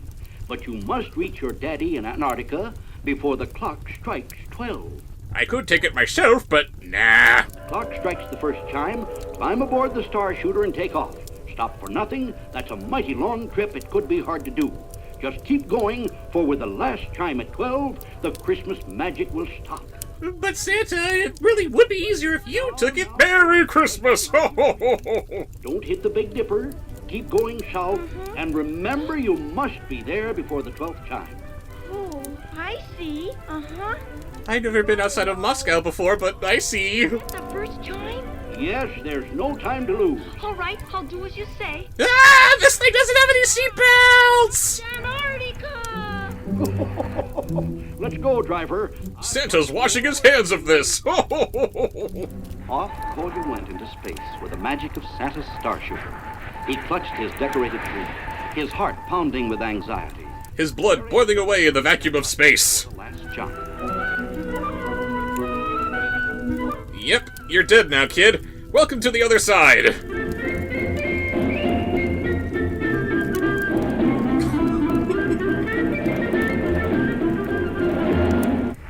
The second chime, and Collier was approaching Italy. And naturally, Italy would be the first place you'd pass while flying south from Moscow. The sky lit up with magnificent fireworks in the celebration of the Yuletide season. Just kidding. It's the KGB trying to shoot down Santa.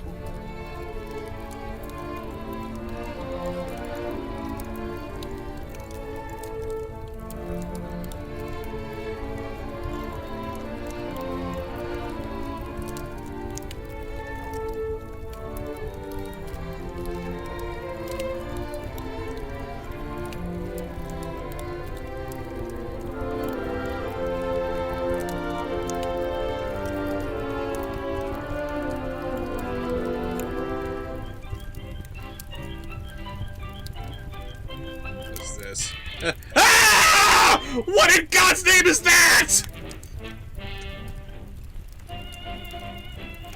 Hurry, kitty, hurry! It's Santa! I told Where? you Behind the he's parade in the corner. float? He's just filled up his big bag. Oh, hurry, kitty! Hello, Mr. Santa Claus. Hello, Mr. Santa Claus. Welcome, my animal friend. How are you not horrified by me? There's no Santa for animals. That's right, sir. No animal Santa. I know. That's why you came to see me. Now, Kitty Cat, you can be my animal Santa. Wait, what? That wasn't a part of the deal. I'm altering the deal. Pray don't alter it any further. Ho, ho, ho, ho, ho. But I've been so busy with children. Now, Kitty Cat, you can represent me for all animals. Constantly watching all the animals of the world, slaving away making toys day in, day out. Welcome to my nightmare, Kitty Cat. Now you put it on. Oh, thank you, Annie. Thank you. That's right. Do my dirty work, Kitty Cat. Your life is forfeit. Merry Christmas. Oh, kitty, that hat looks so nice on you. Now you're a real animal Santa. A phrase never said by Mrs. Claus. Santa Claus. Goodbye, Mr. Santa Claus. Now here's your pack over here. Remember, give all the animals a present. There are only 4 animals in the entire world, right? For everyone. The end. Ah!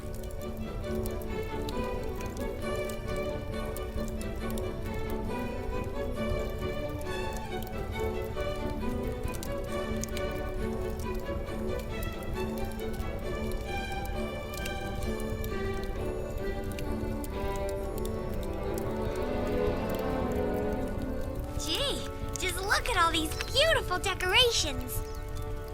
Yeah, they're okay, I guess. What's wrong with them? I don't know. It's just not the sort of stuff I'm used to seeing on a Christmas tree, that's all. Where's the shiny foil? Where's the glitter? Where are the sequins? This stuff is all so natural. That's what I love about it. But I mean, none of it even runs on a battery. Real Christmas decorations come from a store, like me. We're seriously ripping off talking points from the Grinch? Come on, movie.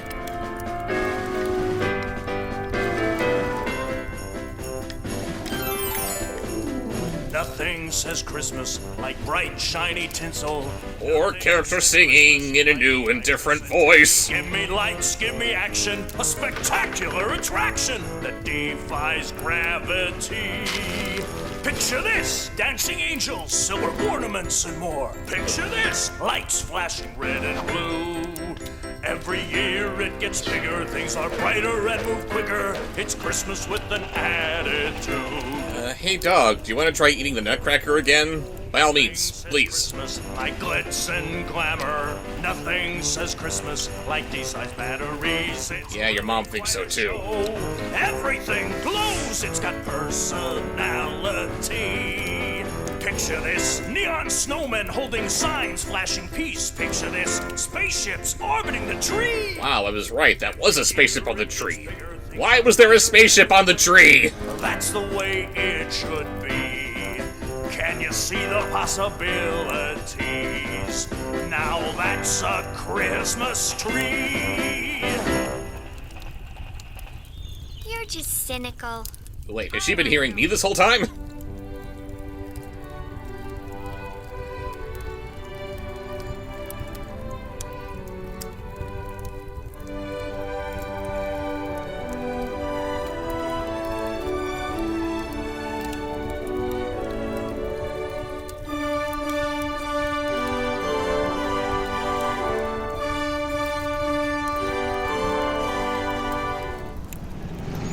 All right, Grandpa, get out. Last one on the list it is.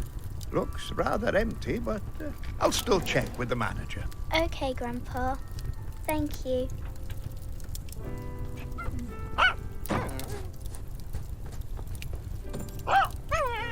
Settle down, Jackster.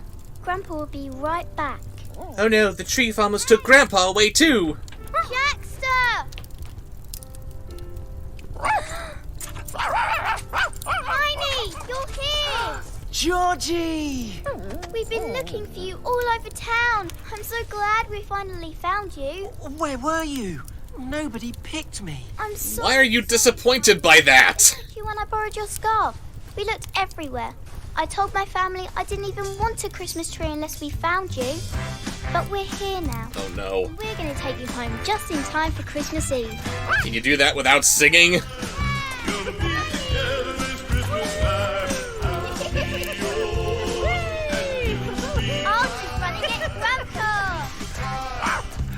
Oh. Song's over. Thank you? The last one. Grandpa! Georgie? It's Piney. We found him and he didn't get picked. We've got to take him home. You found him? That's wonderful. God, where is he? He's just right there. What? Oh look, the talking tree was all in her imagination. Can we go now? Jackster! Reach through the slats, Piney. How the who? A talking dog? Mate, you're a dancing tree. That's fair. No, it's not. It's stupid and confusing. Come on, then. I'm with you, Piney. Don't take that tree! They took Piney and Jackster. We have to catch them.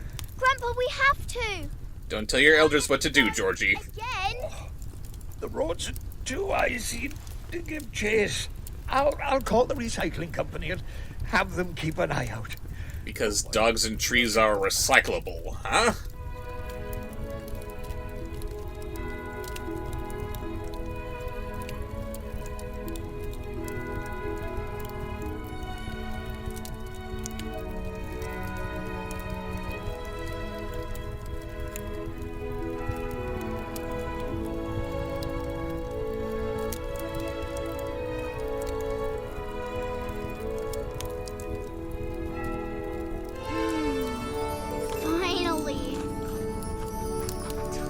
This was worth it. Oh yes, causing untold damage to the space-time continuum just so you could get some cookies. I hope you're happy!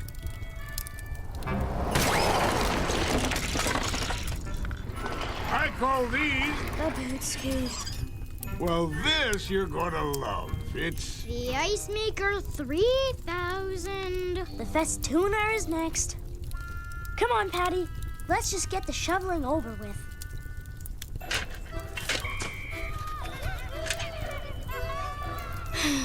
You up for it? I feel like a 9-year-old going on 60. Yes, feel the pain. Feel the torment. Your suffering pleases me. I never thought I'd say it, but winning every time is kind of getting old. Ugh, I don't even want to look at another cookie for the rest of my life. They've died and gone to hell in the Twilight Zone. Bum bum bum! Boy, have I got... A surprise for us. Yeah, we know. Sorry, but we're gonna have to skip dinner and dessert tonight. That's right. Death is your only escape.